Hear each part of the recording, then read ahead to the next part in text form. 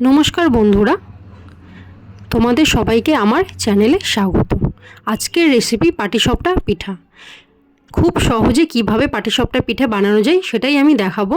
তার জন্য প্রথমে 2 কাপ চালের গুঁড়ো, 1 কাপ ময়দা আর আধ কাপ সুজি ভালোভাবে মিশিয়ে নেব।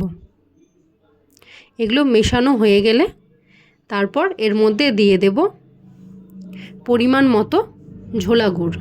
এখানে আমি ঝোলা গুড় ইউজ করছি, তোমরা চাইলে চিনি অথবা পাটালিও ব্যবহার করতে পারো। তো এখানে আমি ঝোলা গুড় দিয়ে ভালোভাবে মিশিয়ে নিলাম। এবার এর মধ্যে অল্প অল্প পরিমাণে দুধ দিয়ে ভালোভাবে মিশিয়ে নেব, যতক্ষণ না একটা থকথকে ব্যাটার হচ্ছে, না পাতলা না মোটা, ঠিকঠাক ব্যাটারটা তৈরি করতে হবে। তারপর এই ব্যাটারটিকে আমি কিছুক্ষণ রেস্টে রেখে দেবো। এবার আমি পাটিসাপটার ভেতরে পুরটা রেডি করব। তার জন্য দেখো নারকেল নিয়েছি, নারকেলগুলোকে ভালোভাবে কুড়িয়ে নিলাম। কুড়িয়ে নেওয়ার পর এর মধ্যে দিয়ে দেব পাটালি গুড়। পাটালি গুড় আমি গ্রেড করে দিয়ে দিলাম। তারপর এর মধ্যে কিছুটা এলাচ দিলাম, সেটা আমার দেখানো হয়নি। তো এবার এটাকে ভালোভাবে হাতের সাহায্যে মিক্সড করে নিলাম। মিক্সড করার পর একটা কড়াইয়ের মধ্যে দিয়ে দিলাম এবং খুন্তির সাহায্যে নাড়তে থাকলাম যতক্ষণ পর্যন্ত এটা মজে না আসছে।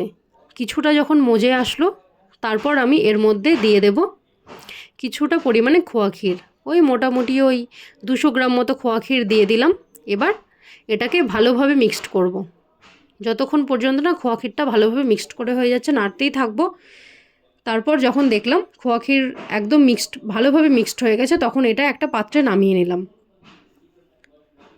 পুর আমার রেডি। এবার আমি একটা ফ্রাইং প্যানে ঘি ব্রাশ করে তার মধ্যে ব্যাটারটা অল্প পরিমাণে দিয়ে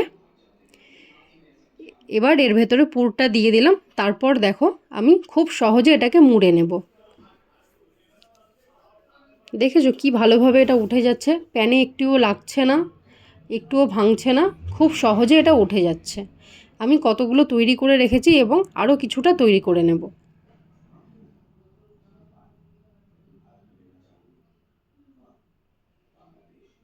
দেখো আমি আর কিছুটা তৈরি করে নিলাম।